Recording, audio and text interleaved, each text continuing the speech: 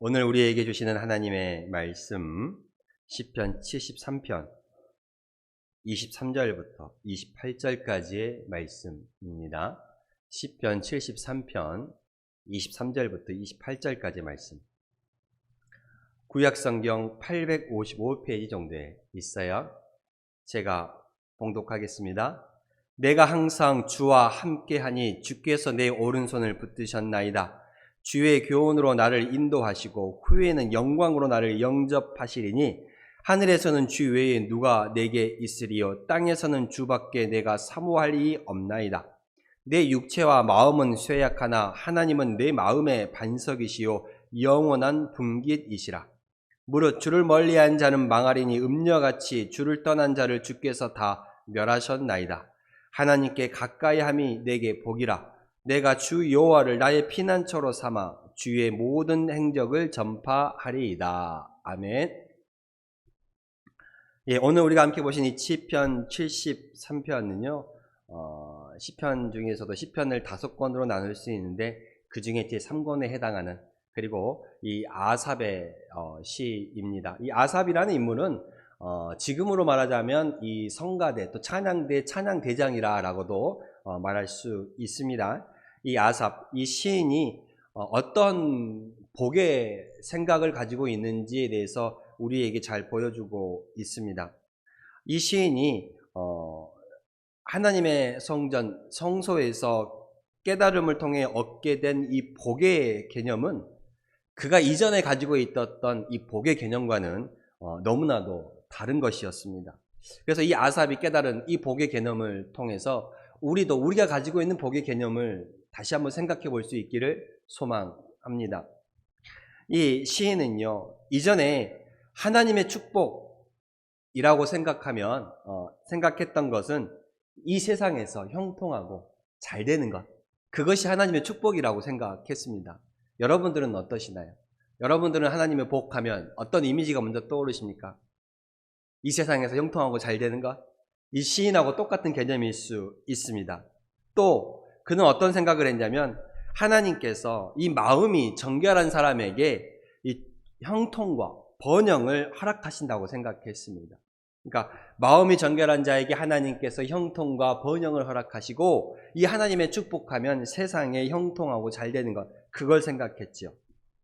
그런 생각을 가지고 있었던 그가 세상을 살아보면서 왜 하나님께서는 오히려 악한 사람들이 잘 되고 그 악인들이 마치 복받는 것처럼, 그리고 자기는 왜 이렇게 살아가는지, 자기에게 재앙을 주는지 이해할 수 없었어요. 그래서 오히려 그 모습들 때문에 실족하고 넘어지는 그 지경까지 나아가게 됐던 것입니다. 자기가 생각하기에 하나님께서 주시는 복은 이 세상의 형통이었어요. 하나님께 정결함으로 나아가면 하나님께서 형통과 번영을 주신다라고 생각했습니다. 그런데 살아보면 오히려 악한 자들이 더 잘 되는 것 같고 그들이 형통하고 그들이 복받는 것 같은데 나는 이 자리에 머물러 있어. 오히려 내가 재앙을 받는 것 같은, 그렇기에 신앙적으로 더욱더 무너지고 실망하고 실족하게 된 것입니다. 그랬던 그가 오늘 시편 73편 이 마지막 이 구절에 와서는 무엇라고 고백하고 있는지 아십니까? 참된 축복은요, 이 세상에서 형통하고 잘 되는 것이 아니라 오늘 28절에 말하는 것처럼 우리가 하나님을 얼마나 가까이 하는지에 대해 그거와 관계가 있다라고 말하고 있습니다. 참된 축복은 이 세상의 형통이 아니라는 것입니다. 오히려 하나님과 가까이함이 내게 참된 축복이라고 말하고 있습니다. 세상적으로는 아무리 형통하고 내가 번영한다고 할지라도 하나님을 멀리하며 살아가는 자의 삶은 결국 멸망이라는 것입니다. 그러나 내가 비록 이 땅에서 좀 공고한 삶을 살아간다 할지라도 하나님을 가까이 하는 삶을 살면 결코 하나님과 함께하는 자, 하나님과 가까이 하는 자는 망하지 않고 소멸하지 않는다라고 시인은 깨달았던 것입니다. 시편 73편 28절에 말하는 것처럼 하나님께 가까이함이 내게 복이라, 이 고백에 시인의 모든 복 사상이 포함되어 있습니다. 하나님을 가까이 하는 자는요, 결국 궁극적으로 영원한 영광을 누리게 되고 결국은 궁극적으로 하나님 나라의 영원한 복을 그가 소유하게 된다라는 것입니다. 하나님을 멀리하는 자, 이 세상에서 조금 형통한다고 할지라도 그것은 잠시 잠깐 지나지 않는다라는 것입니다. 결국 그 삶의 끝은 영원한 멸망에 처해지게 되어 있습니다. 어제 저녁에 잠깐 TV를 보면서 이 뉴질랜드에 있는 화이트 섬이라는 그 섬을 봤어요. 아직도 이 화산 활동이 일어나고 있는 섬이라고 합니다. 근데 그 섬이 되어진 지가 벌써 화산 활동이 일어난 지 15,000년이 넘었대요. 그러면서 그것을 헬기 타고 구경하는 사람들이 하는 말이 저 자연, 저 활화산은 15,000년이나 되었는데 우리는 잠깐 이 세상에 왔다 가는 시간이라는 거예요. 그렇죠, 여러분? 이 15,000년이라는 그 시간과 우리의 인생 100년을 비교하면 얼마나 잠깐입니까? 그러니까 이 세상에서 결국 하나님을 멀리하는 자가 잠깐 형통한다고 할지라도 결국 그 끝은 영원한 멸망 가운데 갈 수밖에 없다는 거예요. 그 긴 시간을 멸망의 구렁텅이에 빠질 수밖에 없는 삶을 부러워할 필요가 없다라는 것이지요. 금묵자흑이라는 고사성어가 있습니다. 먹을 가까이 하면 자기 자신도 모르게 검어진다는 의미이지요. 우리가 무엇을 가까이 하느냐에 따라서 사람이 달라질 수 있음을 뜻하는 사자성어이기도 합니다. 인도네시아나 브라질, 열대 가면 특별히 우리가 보는 것이 뭐가 있습니까? 아마존 하면 생각나는 거? 큰 우림이죠. 큰 숲입니다. 정말 이 키 몇 배나 될 것 같은 그 나무들이 자라나 있죠. 그런데 그와 반대로 남극이나 북극에 가면 그런 나무들이 있나요? 뭐가 있어요? 얼음밖에 없어요. 왜 어느 한쪽은 수풀이 우거지고 왜 어느 한쪽은 얼음만 뒤집혀 있을까? 그것은 바로 그 위치가 태양과 가까이 있느냐 그렇지 않느냐의 차이죠. 태양과 가까이 있느냐 그렇지 않느냐. 태양과 멀어지면 얼음, 태양과 가까워지면 이 수풀이 우거지게 되는 것입니다. 이와 같은 모습으로 미국의 문화인류학자였던 에드워드 홀은요, 이 사람과 사람 사이의 거리에도 4가지 단계가 있다라고 말을 했습니다. 이 4가지 단계를 분류하고 있어요. 친밀한 사람들과의 거리, 또는 친구 사이의 그 거리, 그리고 우리가 보통 만나는 사회적인 사람들의 거리, 그리고 공적으로 대하는 공적인 사람들의 거리가 있다라고 우리의 사람들의 거리를 4가지 단계로 구분해서 말하는 문화인류학자가 있었습니다. 이것은 단지 우리의 삶의 모습뿐만이 아니에요. 우리의 신앙의 모습에서도 마찬가지입니다. 우리의 신앙생활도요, 하나님과의 거리가 얼마나 되느냐에 따라서 이 신앙의 정도가 달라지고 신앙의 깊이가 달라집니다.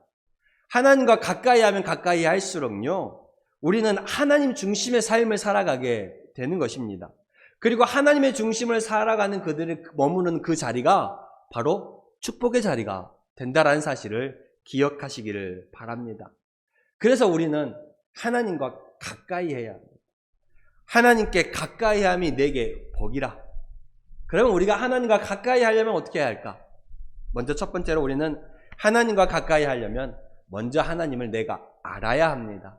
하나님을 알아야 하지요.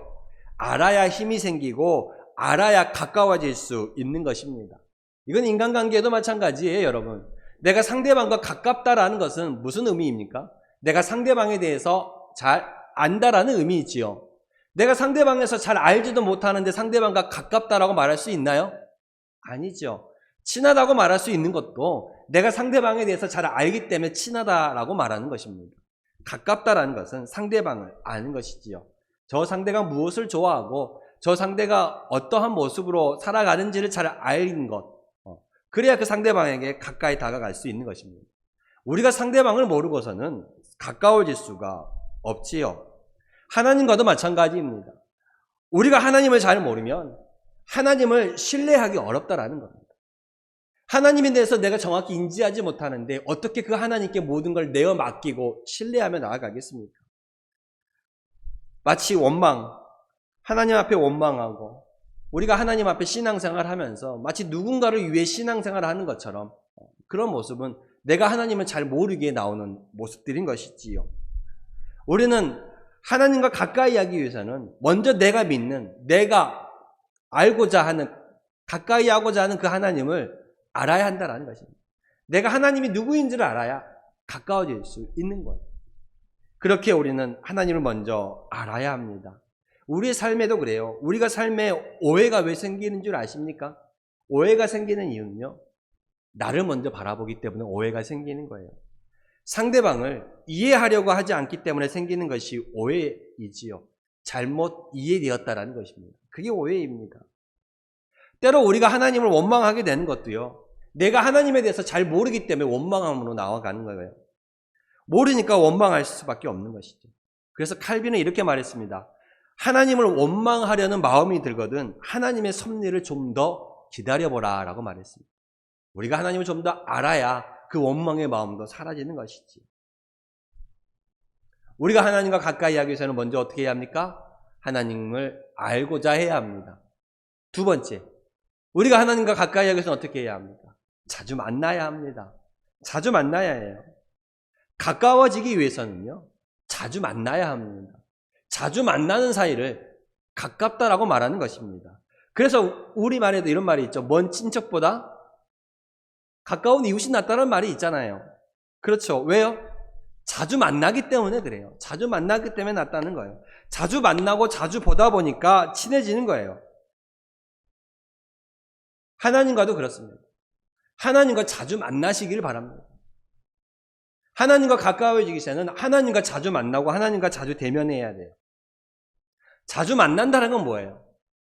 하나님의 말씀을 통해 늘 하나님을 만나고 예배를 통해 늘 하나님과 만나고 이렇게 우리가 하나님과 만나는 삶이 늘 있어야 한다는 것입니다. 우리가 이웃을 만날 때 내가 어떤 이웃을 만나러 갈 때요, 뭐 특별히 누구를 만나러 간다라고 얘기하나요? 그렇지 않지요. 이 시골에서는요, 대부분 다 문이 열려 있어요. 그냥 이웃을 만날 때 어떻게 해요? 누구야? 하고 찾아가요. 그죠? 그러나요? 안 그래요? 보통 그러잖아요. 도시에서는 그러지 않습니다. 찾아가도 잠겨 있고요. 예약하고 만나야 돼요. 근데 여기는 그냥 찾아가서 만나면 되는 거예요. 이웃은요, 그냥 가서 만납니다. 그냥 가서 만나면 돼요. 그런데 아주 오랜만에 만나는 사람, 그동안 못 봤다가 만나는 사람은요, 우리가 어느 정도 격식을 가지고 만나잖아요. 그렇죠? 그만큼 가깝지 않기 때문에. 우리가 하나님을 만나는 그 모습도요, 마치 내가 이웃집을 찾아가는 것처럼 그런 거리가 있어야 돼요. 마치 이웃을 만나는 것처럼 그런 가까움으로 하나님께 다가갈 수 있는 여러분들이 될 수 있기를 바랍니다. 언제든지. 그래야 하나님과 가까워질 수 있는 거예요. 또한 우리가 하나님과 가까워지기 위해서는 어떻게 해야 돼요? 대화를 많이 해야 합니다. 대화를 많이 해야 돼요. 하나님과 대화한다라는 건 뭐예요? 기도. 즉 하나님과 대화한다라는 건 기도예요. 물론 기도 외에는 여러 가지 모습들이 있어요. 오늘 우리 기도한 것처럼 이렇게 공적인 자리에서 모든 사람들을 대표해서 하는 기도가 있고요.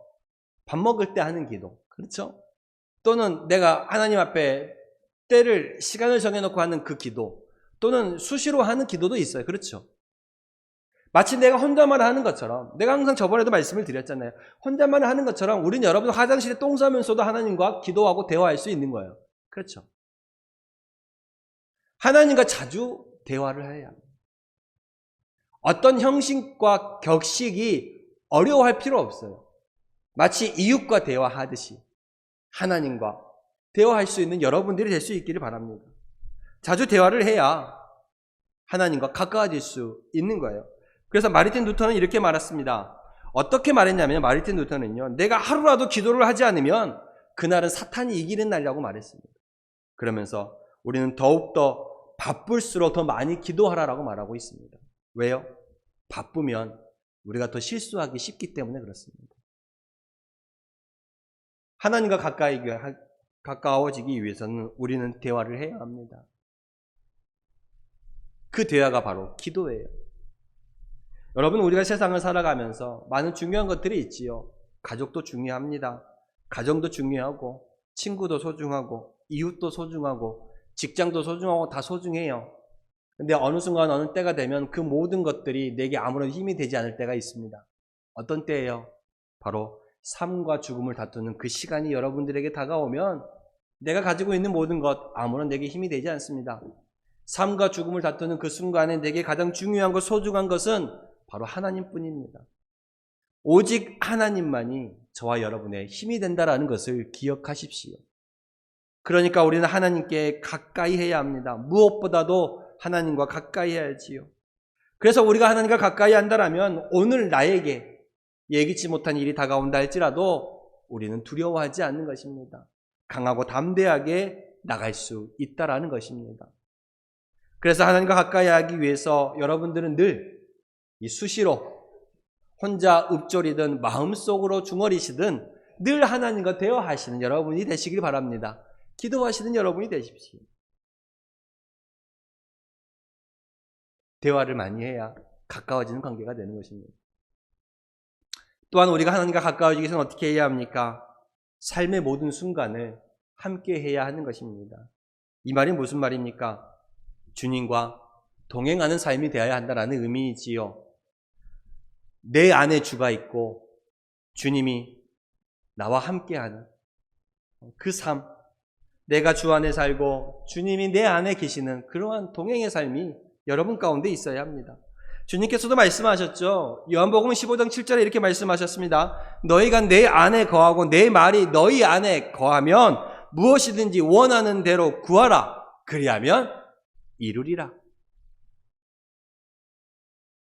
너희가 내 안에 거하고 내 말이 너희 안에 거하면, 우리가 주님 안에 거하고 주님이 내 안에 거한다면 우리의 모든 순간이, 삶의 모든 시간들이 주님과 동행하는 삶이 되는 것입니다. 바로 이때가 사람으로서 가장 영적으로 조화를 이룬 때이고 바로 이때가 우리 신앙인으로서 가장 강할 때이며 가장 행복할 때임을 기억하십시오. 내가 주님 안에 거하고 주님께서 내 안에 거하시는 그때가 우리가 가장 힘이 나는 그때라는 것입니다. 여러분의 가까운 사람들은 어떤 사람들입니까? 가까운 사람들은 함께 늘 삶을 공유하며 늘 삶을 함께 동행하는 사람들이 가깝다라고 말하지 않습니까? 그래서 여러분의 친구들을 보면요, 함께 학교 생활했던 동창생들이 가깝고 그 동창생들보다는 긴 시간 어린 시절을 함께 자라왔던 그 마을에 그 친구들이 더 가깝고 그 사람들보다는 몇십 년을 함께 살을 부대끼며 한 지붕 안에 살아왔던 가족, 내 남편, 내 아내가 더 가깝다라는 것입니다. 서로 있음에 감사하고 서로 의지하고 힘이 될 수 있는 그런 사이인 것이지요. 왜요? 삶의 모든 순간들을 함께 하기 때문에 그렇습니다. 그 시간들을 함께 나아가기 때문에 그래요. 그래서 정말 행복이라는 것은요, 어찌 보면 내가 있고 내가 믿고 의지할 수 있는 그가 있으면 행복한 거예요. 그게 사람이든 하나님이든. 그래서 우리는 하나님을 더욱더 믿고 의지하는 것이죠. 오늘 주님 말씀하신 것처럼 사람은 변할 수 있어요. 사람은요, 내 생각과 같지 않을 수 있어요. 나와 다를 수 있어요. 어느 순간에 변할 수 있습니다. 그러나 하나님은 어제나 오늘이나 영원토록 동일한 모습으로 우리와 함께 해주십니다. 그 하나님을 믿고 의지함으로 나아갈 때 우리가 진정 행복할 수 있는 거예요. 그래서 여러분 가운데 내가 주님 안에 있고 주님이 내 안에 거하시는, 주님과 동행하시는 삶이 될 수 있기를 바랍니다. 그게 바로 주님과 더욱더 가까이 하는 비결입니다. 그게 바로 신앙적으로 주님이 내 안에 계실 때에, 주님과 동행할 때에 신앙인에게 있어서 가장 능력 있는 때가 바로 그때임을 아셔야 합니다. 가장 능력 있는 때입니다. 여러분, 우리가 하나님을 결국 잘 아는 법, 하나님의 은혜를 받고 살아가는 그 법, 그건 무엇인지 아십니까? 바로 하나님을 가까이 하는 것입니다. 가까이 하는 것. 그래서 오늘 시편 기자가 오늘 우리에게 똑같이 말해주고 있는 것입니다.